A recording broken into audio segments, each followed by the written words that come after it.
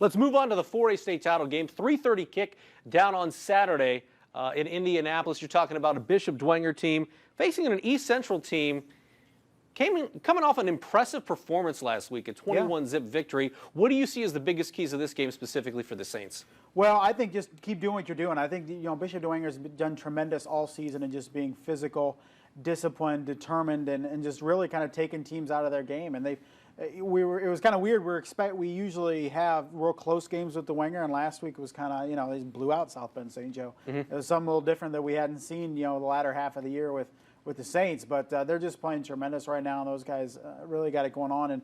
And you look at that, and it's a very, very favorable matchup, in my opinion, for the Saints on Saturday. When you take a look at what East Central was able to do last week against Roncalli, they beat them 21-0, but they only gave up, I believe, it was 59 yards of offense. A couple of bad snaps, a couple of sacks, took the negative yardage and made it skewed a little bit. But 59 yards, if you're Bishop Dwenger, you won an 8-0 game against Plymouth in a game that was all defense. Right.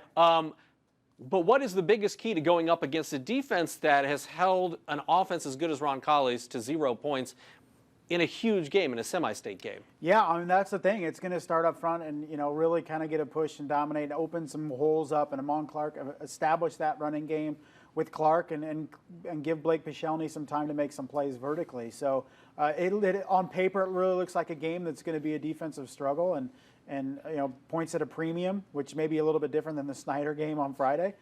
Both teams, Snyder and New Pal. So, East Central, it's a challenge for Dwenger, but you look at it and we're not playing Lowell here. It's not oh my gosh, they go in and you just don't see, that really them pulling off. I think it's a favorable matchup for Dwenger, and I think they will pull off. But I think it's sustained drives, putting drives together, not making mistakes, capitalizing on your opportunities are going to be huge. And when we look at Dwenger's offense last week against South Bend St. Joe's, I mean, they rolled them. They were rolling early. Yeah. They didn't throw for a lot of touchdowns, but they had a lot of big gains, a lot of, 2nd and 10s, a lot of 3rd and manageables where Blake Pichelny would make a throw, receivers would make a catch, maybe make a guy miss. Mike A had a touchdown in that one. But how confident are you knowing that the passing game, we've talked about this with a lot of teams in the playoffs, they're going to try to beat you. If you can run it, they're going to try to make the pass beat you. But their passing game, while it hasn't necessarily equated a lot of touchdowns, It's been really solid in terms of moving the football, and it's gotten better week in and week out. Yeah, Blake Pichelny last week, what did he throw for over, close to 200 yards? 170, yeah. Yeah, ran for 100. So now all of a sudden you look at Blake Pichelny, oh my gosh, he's a dual threat kid, all of a sudden. So he's playing at the most confident that we've seen him all year. There were some times during the year where he was kind of iffy, and Coach Bodrab has said, he's just tremendously. He's a perfectionist. He just wants everybody to be perfect, and sometimes you can't be perfect, So he's kind of grown into his role and not been too hard on himself, and kind of forgot about a play if he makes a mistake and comes out and plays well. So Pichelny, I think, has just from the week 1 to week 15, for either Snyder or Dwenger, probably has grown the most out of any individual player. The running game for Bishop Dwenger, Amon Clark, 99 yards last week. He had the touchdown, also a 2-point conversion. You got Peter Winklejohn, the human hammer back there. Whenever they get to the goal line, he kind of slams it in.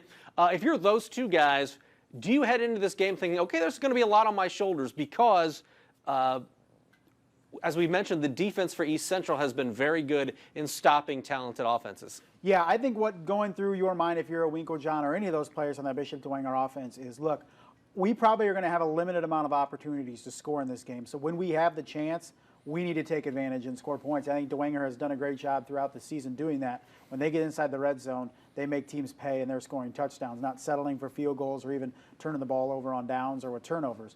So that is going to be huge Saturday for both teams. I just don't see a lot of premium scoring opportunities. So when you have a chance, when you're getting down there or you're facing a 3rd and short, 4th and short, inside the 5, you need to score touchdowns. Winklejohn, a perfect kid to get that done. What are you most looking forward to about this state championship game for Bishop Dwenger this week? I don't want to say that they're going to win the game, but I'm picturing a celebration afterwards. It's all the emotion throughout this program in the months when the season started and before with Coach Fred Tone, Coach Schwarzkopf, and just it would be a very cool atmosphere to be in that post game if they do win a state championship with just everything that they've dealt with. And Coach Bodrab and that coaching staff have done a tremendous job of keeping the kids focused and stuff like that. And it would be a really cool, emotional experience to be down there if they can pull it off. These guys were sophomores when they went to state in 2013, lost by 1 point to Columbus East. What do you think they take away from that experience, and how hungry does that make them now that you're never guaranteed an opportunity like this? Yeah. Those guys getting a chance to come back. I know they played with a lot of seniors that year, Fia Cable, Watercutter, all those guys. Yeah. But as sophomores now getting a chance as seniors to earn a championship after having come so close as sophomores. Yeah, and it's not like that sophomore year they came down and got blitzed by 40. I mean, Right. they really think that they deserve to win that game, and they left that game, open. They lost it and kind of gave it away. So their minds, they're going out at kind of unfinished business, and I think they're feed off that. They're going to go down there, and they really kind of want to win it for a lot of people and themselves. And it's going to be a good test. East Central, a solid football program, but the way Bishop Dwenger has continued to grow and evolve throughout the year and build on their successes, I mean, how could you pick against them at this point? All right. Anything else you're looking forward to about this week?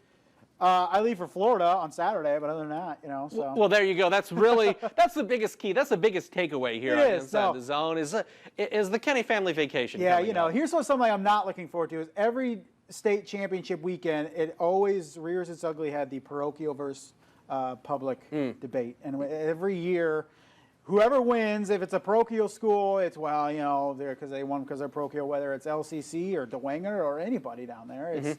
It's the same stuff every year, and it's just it grows tiresome to hear about it. So Yeah, and adding 6A and adding the success factor. I don't know that that's necessarily solved a ton, in my opinion. No, I just think it's the traditional powers are just moving up classes and then dominating. I think maybe you look at Cathedral and you said, well, eventually they got to 6A and they kind of ran up against teams as good as them because they were blitzed 4A and blitzed 5A, and then now they're at 6A. But LCC, if they go to 2A next year, I mean, you're really going to pick against them. I mean, they're not all of a sudden going 2-10 next year. Yeah. As for New Pal, they were in Yeah. the 4A state championship 2 years ago. Yeah. Here they are. Here they are again. Well, we will definitely be talking more Inside the Zone with Justin in the near future. But for now, I'm Glenn. He's Justin, and we'll see you later.